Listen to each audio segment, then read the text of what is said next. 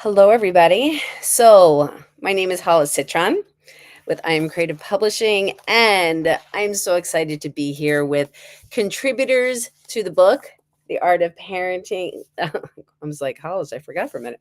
The Art of Parenting Your Own Way. It wasn't in the manual. So, there's 10 of us all together, and I invited a few friends who weren't in the book but are parents. And I wanted to be able to get their perspective and to add to it. So, within this book, we have a journal.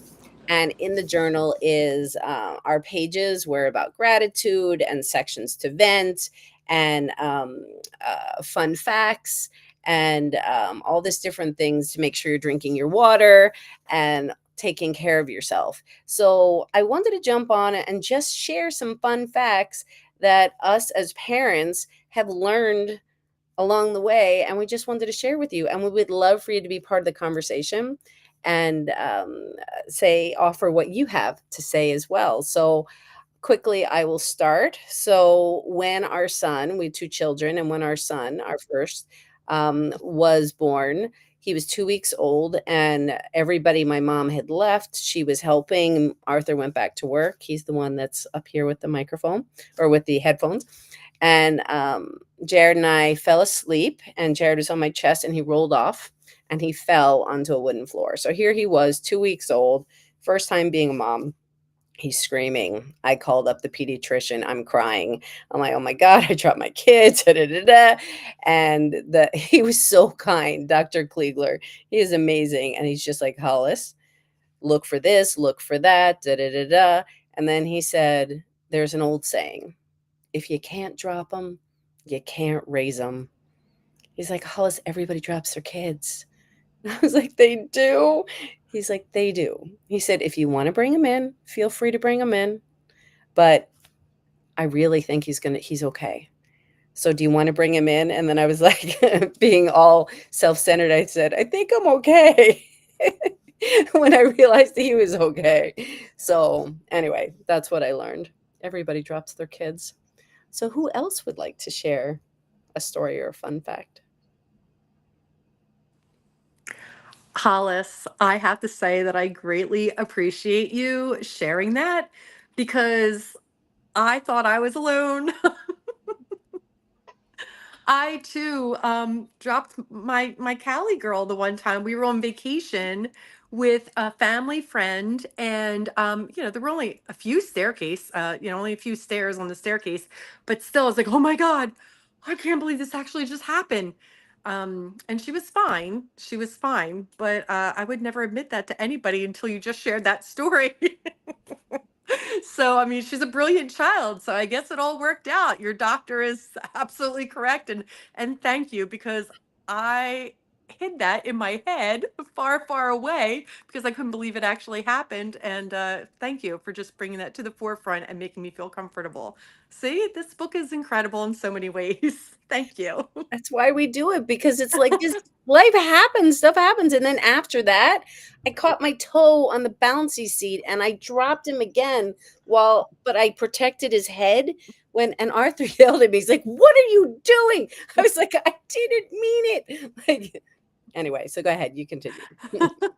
They don't make it easy. Remember, like when you take your child out to the restaurant and it was like in the beginning, right? Everything's so brand new. And they had those like chairs that are supposed to like hook on to the actual table.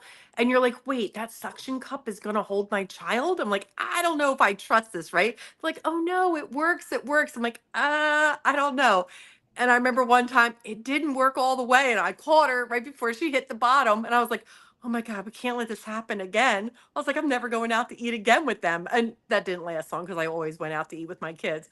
But like, yes, right? Like that is a huge topic. That is huge. Oh my gosh. Wow. Thank you. Thank you for sharing. Okay, who's next? Go ahead, Mindy. So I'm thinking my younger daughter, I have four children, so my second of four kids was in gymnastics, and she was tumbling and she landed wrong. And so she was limping around, and I thought, okay, so it's just sore. We had her instructor check it out, And so, and by the time we got home, it was a little swollen. I thought, okay, so it's just maybe she sprained her ankle. So we went to co-op the next day because we homeschooled. So we got together with other families in a co-op setting. And so it was around 12:30, and she kept saying, Mommy, I'm in a lot of pain. And I was like, I thought she was being dramatic. Okay. So finally I was like, okay, I'm going to take her to the emergency room. So anyway, I couldn't find any place to park close to the hospital, to the entrance of the emergency room. So we parked out in Nowhereville, right? And so we're like walking along, and I'm trying to help her, like half carrying her, and she's limping. And then this very kind man we met on the sidewalk, and it was still it's quite a bit of ways away. He's like, you know what? I see you really struggling. He said, could I help you? He said, would ask my daughter if she'd like to climb on his back. And so we're like walking up, and then we go to, and he was so kind, and I'll never forget his generosity in that. And so he lets her down very gently, and we get a wheelchair for her once we got in. And so as they're asking us why we're there, I explained to them that I think my daughter has broken her ankle, or a bone in her ankle. And they asked the man why he was there, and he said that he was having chest pains. So, Um, yeah. So anyway, so I guess what the whole point of that is maybe to believe your children, because I just thought she was being dramatic, and then we had to enlist the help of a man who was there for chest pains. So please don't feel bad, everyone, because I have lots more of stories like that. So wait, was her ankle broken? Was her ankle broken, Mindy? So she ended up having she had a hairline fracture in one of the bones in her foot. And so she had to have a cast for a little bit. Yeah, so she wasn't being dramatic. And I just, this is the one who had the flair for, being melodramatic. And I just dismissed it because I thought I knew. And I made her walk around it on it for 2 days. Well, really a day. But still, it's like I felt terrible. It's like not my best mom moment. But it's true, you don't know, and some kids do have a flair for the dramatic.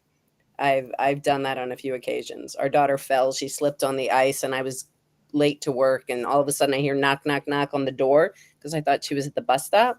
And she's like, Mom, I slipped on the ice. It hurts. I'm like, how bad? like, not, like not my great mom moment. I'm like, on a scale from 1 to 10, like, how bad is it? She's like, Mom. I'm like, what, can you move it? Like, can you move your fingers? And so anyway, I was like, do I have to call in sick or do I not? I don't have sub plans. Like, what do I do? So of course I called in sick, and her arm was broken. So yeah, she wasn't being dramatic. Thank you for sharing. Who else has something to share? Go ahead, Arthur. I'm just gonna stay on the topic of breaking bones. When Jared was, I don't know, probably like 5 or 6, um, I was working, and Hollis was teaching at her place that she had, the clay studio at that time, and he was being watched by a babysitter, and she took him to a playground.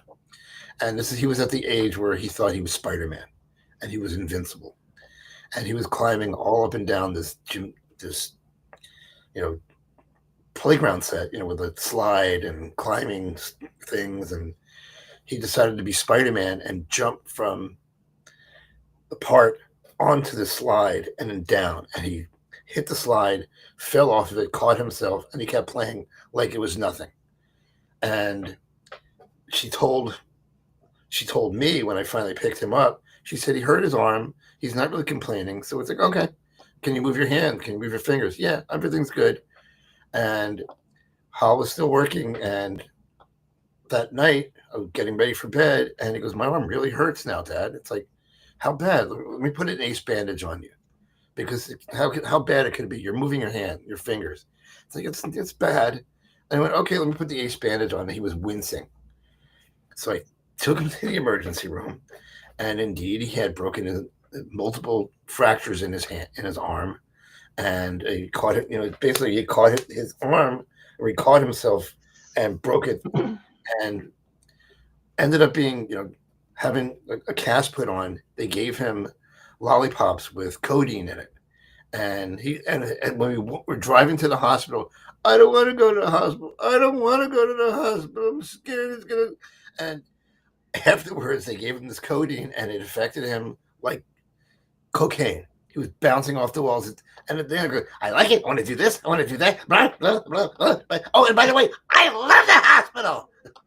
And so ended up being fine. He had a broken arm. His friend also had a broken arm at the same time, probably doing the same thing he was doing. And kids of that age, boys of that age especially, were just crazy, rambunctious. But yeah, so that's my little story. Yeah, they like to climb. Yeah. Yeah, boys like to climb. Girls like to climb too. But yeah, they like to act like Spider-Man. Thank you. Okay, who's next? Go ahead, Manu. I guess I could go change the topic a little bit. So recently my daughter Siona started 6th grade and she's like, oh, I'm not looking forward to it. But she's like, all right, I'm just going to go try it. So the day she started her school, I went on a Target run. Nothing out of the ordinary. Got myself a little bit of a boba drink and, I'm like, all right, I'm just going to do regular things that I want to do. I made the mistake of leaving the boba drink cup on the dining table. So when she returned, she knew I had gone.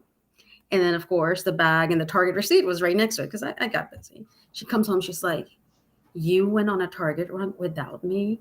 You got a boba drink without me? And I was like, yeah. And she's like, well, how many other times have you done that? And I'm like, I'm supposed to have a life without you. Just because you're in school, I'm not going to sit there, wait for you to come home. And so we actually had to have a conversation about this. And I don't know how many other parents go through this where their, preteen daughters are checking in on them. And she's like, where else do you go? And I was like, what do you mean? Where else do I go? What time you're coming back? And like, she'll call me. She's like, what time are you coming home? Like, how many minutes away are you? And I was like, why? So I get all sus. I'm like, all right. So I go on her iPad or to see something. No, nothing fishy going on. She just wants to make sure that I'm coming home when I told her I'm coming home. So I thought that's funny and would love to see like if any other parents go through this or you experience that because I find it hilarious because I don't think I ever asked my parents that. It's actually a really good point, I think, Manu, because it's kind of like they're wondering, it's like, do you have a life? Like you work and you do other things, but they're like, what do you do when, this happens? And I like the fact that actually, because she's getting to that age where, yeah, you could be like, well, is she wondering the curiosity of why do you care? Are you hiding something from me? Or is it because you really just want to know? And What did you buy at Target without me? And I was like, what? When do I need your permission to go to Target and buy something for me? I just find it hilarious. So we're dealing with that right now. the whole growing up thing. And yeah, these conversations, you wouldn't expect it. Yeah. So thank you. Okay, who's next? I'd like to go. Okay, go ahead. So I'm that baby boomer mom. So my son is in his mid 40s. So when they were young, I can actually remember back then, I was a product of the 60s and 70s. We would go walk to the bus stop. He had a loose tooth and he showed it to me. I put my fingers on it. He pulled away because he thought I was going to pull it. And there I pulled it right at the bus stop. And so now he doesn't tell me anything about loose teeth, but he tells his sister, tell mom your tooth is loose. She does the same thing, and I pull her tooth at the bus stop. So now they have these stories about me. It's just like, just pulling it. And it wasn't a hard tug. It just came. It just fell out of their mouth. There wasn't a lot of blood. There wasn't. That would be horrible if you were at the bus stop and there was all of a sudden they were like a crime scene. Yeah, it would have been a whole different story. But yeah. So the whole thing with losing teeth when they start getting that like that's what is it, the soccer where they lose the first 2 teeth, which generally is around like ages 7, 7, 8, and they're like toothless, but they still look cute. It looks cute then when people are like that when you're toothless, and they start growing in, and yeah, all those tooth stories. Thank you Oh for my. sharing.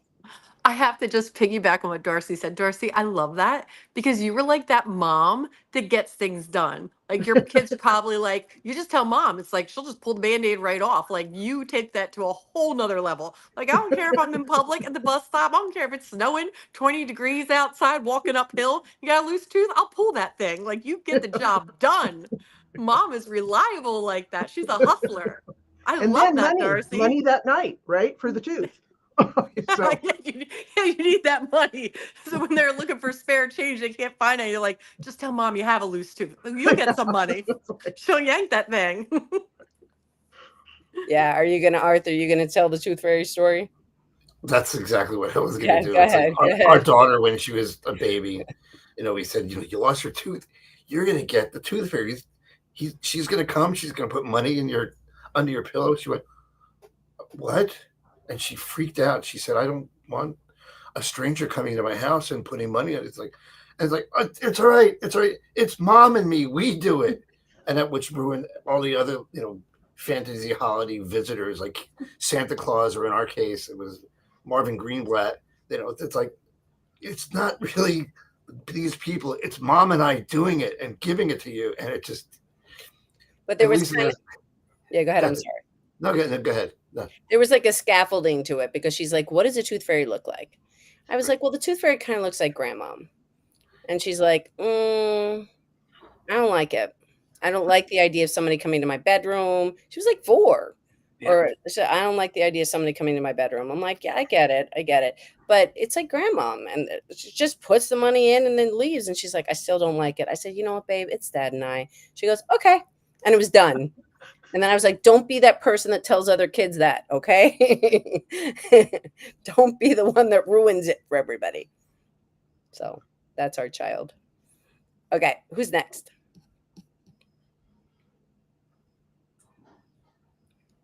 Ellen and Annette. I guess I can go. Good. I have to say, I'm laughing, not laughing with all of you because, I have like little like isolated stories that I could tell, but all I kept thinking about during this whole thing, listening to everybody was perspective.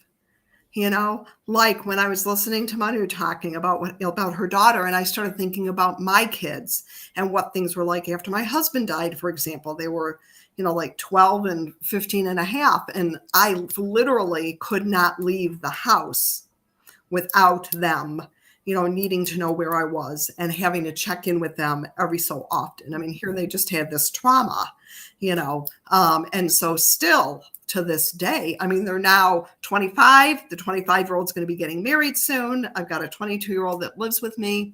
And still, if I go somewhere, I still have to, check in with them. And so I think part of like one of the things that's just sort of really coming through for me is that they're always our kids, and that they're always going to need us. And we're always going to need them. And I could tell like a funny story, like about my now 22-year-old when he was an infant. He used to do these things called tushy bombers. We didn't understand it. We thought they were hysterical. He's in diapers and he would literally like jump up in the air and land on his tush and start cracking up. But then we found out he has sensory integration or issues. And so he needed that sensory stimulation in order to feel grounded and to feel safe, right? So, I guess, and then the other thing that was going through my mind was that, as parents, just remembering is that, we think that like at a certain age, something's supposed to happen for a child because that's what it says in the manual, right? But the reality is it doesn't always happen according to the manual, thus our book, right? It wasn't in the manual. So my 22-year-old, again, for example, is developmentally behind. And so things that somebody was doing at like 14, 15, 16, he's just now doing. Even my 25-year-old, because of the life that he had, what his childhood was like. He didn't go through some rebellious stuff until he was like 18, getting ready to go off to college. Or when he was done with school, and then, sorry, here's a funny story. My son is watching the Lions football game, and all of a sudden he's just like screaming in the background, and I'm going, oh my gosh. But even like my 25-year-old, 2 years ago moved in with his now fiance, but he like left abruptly because he couldn't deal with that whole idea of separating. And he knew that if he didn't just like abruptly cut the cord, it was going to be really hard for him, type thing. And it did create some issues between the two of us, but we've since, totally worked them out. So I guess my big takeaway from all of this, it's not in the manual, guys. And we have to learn as we go. And it's really great to have community like this, where we can share stories with each other, and reassure each other that it's all going to be okay because we've got each other. Ellen, thank you so much for sharing that, because I wanted to gather people not just for the point of ha ha ha kind of thing, but for exactly what you said. You pointed out so many things about that concept of perspective. And because a trauma happened, it's like, your kids, and you realize what they need because of their story. Or we learn more about them all the time. Sometimes we don't realize it, and we learn why he jumped up in the air, the Tushy bombers, like, because he had sensory integration. Right. No, that's amazing. Thank you so much.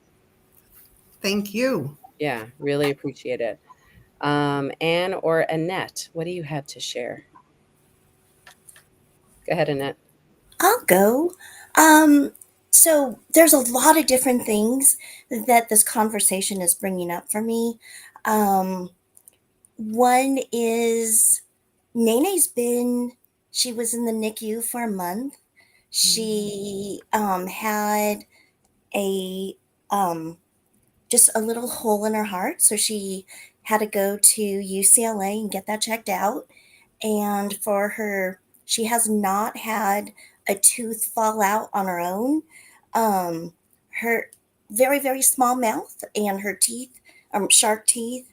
And so none of her teeth were touching her baby teeth. So the first time she had 4 teeth taken out. And I was like, I've never heard of that before. But he's like, well, it's going to help. Okay. And then 8 months later, another 4 teeth come out. And it was just like, are we doing this incorrectly? And then when she was 3, her lungs just weren't fully developed. And she had this cough. And we're like, okay, well, she'll stay home. And this afternoon I was in session, and Rob's all, I'm just going to go take her to the doctor. I'm like, thank you. That would be great. And so he calls, and I say, how is everything? He's all, not so good. We're going to be taking her to the hospital. Can you just meet us there? I'm like, yes, I will. So I tell my client, I have a family emergency. You need to go. Okay. So I go, I'm behind their ambulance, and I'm following them to the hospital, and she stays in the PICU for 4 days. And we had no idea that she was so sick. And so it's learning. It's learning. We had no idea. So just on anything that may happen, it's just like, okay, we are learning. We are all in the process of learning, and she's doing well. But we're always like, okay, do we take her to the doctor now? So lots of learning, big learning curve. And I'm a play therapist. This is what I was kind of laughing because I try to have a lot of fun within our family and with Nene. And I'm like, okay, everywhere I sit, I have a bottle of bubbles. And then I look around and I'm all, oh, and I have a wand that's next to me. And what else? Every day is a good day that to have a crayon. And so it is just like also parents have fun, laugh. Um, it's good. It brings us together, and it's good. It's a good play is a good communication for when things are rough. Thank you. Oh, thank you, Annette. That's amazing. Bring the joy in. Bring the joy in. Can always wear your crown. Yeah, thank you. Manu? I just want to say a quick thank you to Annette for sharing what you just shared, because this reminded me of the incident a couple of years ago, actually 2019, December 24th, Christmas Eve. And I didn't know what was wrong with my daughter. Her temperature kept spiking. So I took her to emergency care, emergency room, and took her jacket off. It was pretty cold that night. And I remember, I was just like, I don't know what's going on, but I just kind of went into, like just kind of like became present to my instincts. And it's like, all right, take the jacket off, take the hat off, just take her in there. And then by the time I got to the hospital, she had a little bit over 105, and it was just interesting. And then the whole learning experience, like that night, I thought I was going to lose her. And and the doctor said, well, it's not this, it's not this, it's not this. And this is, mind you, right before COVID became a thing. So we didn't know what was going on. And she was, having trouble breathing a while later. And we both have asthma. So it was kind of hard to detect what's going on. So for the next few months, I know she recovered end of February. So it was like December, January, February. So the timeline kind of matches. And then we had COVID 2020 in March when it became a real thing. And it was right after we had traveled from Vegas to New Jersey, within like a few days of that. So that brings me back to exactly what you said, like learning and then remembering to have that, appreciation and gratitude for well, we just have. This is not in the manual. Like, I wasn't looking at a manual like, what should I do if the temperature's this high? I was just like, take the clothes off. I don't know. And just put ice on her body and her back. I'm like, we'll figure it out when we get to the hospital. So thank you for sharing in that. I appreciate you. I think with both of you, what's coming to mind too is the importance, everybody, of having a pediatrician that you really like. And when we're starting at that very beginning point. And I was so, so grateful. I don't even remember how we got connected with this pediatrician. He was very nurturing. He once said, because on that note, Jared had a lot of visits to the ER because of his asthma and a lot of things, high fevers. And I was just like, oh my God, Dr. Kliegler, like, am I a hypochondriac? He's like, Hollis, every time something's happened, like every time you have a feeling about it, it's been real. He's like, trust your gut. He could have been somebody to make me feel bad or make me feel like I was being a first time mom and just da da da da. But he did everything when we were talking about co-sleeping. He's like, they're going to get out of your bed at some point. They're not going to be 20 and sleeping in your bed. Like, basically, he said, you do what's comfortable for you. So, in that case, with the whole illness thing, trust your intuition because or you don't know and you're learning. You're like, we don't know everything. So, thank you both for sharing. And to round this up, what did you want to share? You just segued right into this. Have compassion and grace for yourself. And when I talk to individuals that are young moms, or they're in the heat where their kids are in high school and they're into everything, they will not allow themselves the time to give to themselves and have a sane moment to themselves. And when you stress yourself out and you pack everything in, you reflect it right back to your kids. Life is a mirror. Look at your home, look at your environment, the clothes you wear, everything in this environment or is a mirror, and your children are that mirror to you as you are to them. So it doesn't, 17 seconds is all it takes to connect with your inner self. That's all. That's a long pause. And to just say, put your hands on your heart. I matter. I matter. I love me. I am the best mom that I can be today. And just pull it in. Now, how long did that take? Not very long. And my recommendation is when you get up in the morning, put your hands on your heart. Say hello to yourself. Say, I love you. And you're an awesome freaking mom. I'm an awesome freaking dad. I'm an awesome freaking person. And carry that with you through your day. And remind yourself of it. If you're in the heat of work, put your hands on your. I don't care if your coworkers look at you silly and say, I love me. And laugh, laugh, laugh, laugh. Our lymphatic system, when we laugh, our higher heart chakra is right here. So throat, higher heart, and your heart. And every time that you laugh, that goes right out to your lymphatic system and the joy that you give to every cell in your body. Do this with your kids. Teach your kids how to do this. Hands on the heart. And then up to the higher heart, and then just belly laugh. Just make your kids laugh and have a fun moment with them. So I was going to get into the journal, but I'm not. But I do want to tell a quick story. So this has to deal with sex, the sex talk. So I grew up on a farm. My parents relied on the animals to teach us. And our health instructor. We never really had that conversation.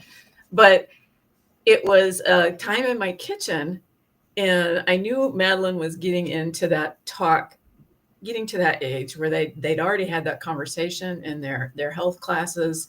That unit had been discussed, and I believe she was going on. I think she was getting relatively serious with one of the young men in her life, and my sister comes out and she goes, "Well, just remember, you keep Penis the menace in his pants." And I'm like, oh boy. So it just became a thing. Penis the menace. And every time she'd leave, that's all I have to say. What about Penis the menace? Mom. And just have fun and be honest with your kids. And those hard conversations are the conversations that you will remember and that they will remember. So there's some conversations that I forgot I had with her, but she'll remind me. And she is now 30 with 2 boys. So I'm a grandma. And my other advice is to sit and watch your kids. Just let them be. And there's another sane moment for you. Just sit and watch them play, draw, doodle, whatever they're doing, and take that moment in, and you'll feel good. That's all. Wow. To be an observer and not have to be involved with every second. Yeah, that's really nice. Man, you guys are amazing.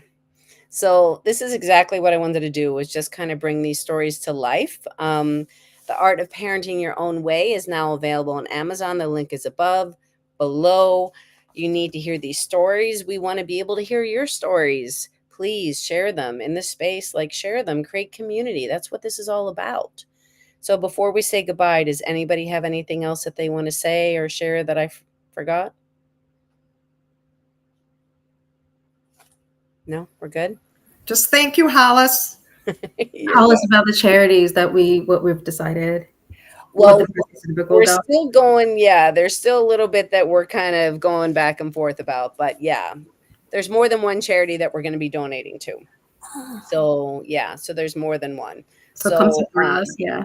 so once that's going to go out to everybody, and after the conversation, after I press stop. So, because what I like to do is really discuss it with it. I don't want to decide unilaterally. I will make the decision when I need to, but this is about group. So I really want to talk to the group and make sure this is all for the better of the good. So, yes. So everybody, Again, my name is Hollis Citron with I Am Creative Publishing. I wish you a good morning, a good afternoon, a good evening, wherever you are in the world. And please share your stories and please purchase, share, perfect gift for somebody. And sending so much love. So